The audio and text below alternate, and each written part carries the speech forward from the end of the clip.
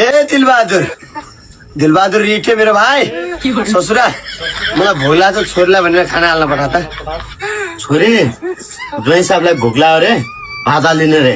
यो कुकुरले रक्सी खा भएको त किन खानु पर्यो के भन्थ्यो बा?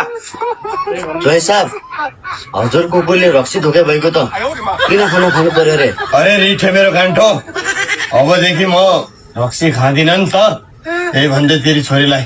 छोरी ज्वाइँ साहबले भन्नुभएको छ अबदेखि रक्सी खानुहुन्न रे। बा यो गुइठेले रक्सी खान्न अबदेखि छोड्छु भन्न लाग्यो 7 वर्ष भइसक्यो। ज्वाइँ साहब हजुर गोइठेले रक्सी खान्न अबदेखि छोडे भन्न लाग्यो 7 वर्ष भयो रे। 7 वर्ष त भइरहेको छैन है, पुरा थपिरहेको छ त्यसले। रुख गिठे ससुरो मेरो भाइ खाना हाल्न पठा। छोरी ज्वाइँ साहबले भन्नुभएको 6 वर्ष 11 महिना मात्र भएको छ रे। ल्याङ नगर रे, खुरुक्क खाना हाल रे। यही का बाहिर पकाइदिएसँग रे। ज्वाइँ साहब छोरीले भन्नुभएको तेरा बाहिर खाना पकाइदिएछन् गरे। नाइ तेरा बा रिठे आएर पकाइदिएछ भन्न। छोरी ज्वाइँ साहबले भन्नुभएको तेरा बाहिर रिठे आएर पकाइदिएको छ रे।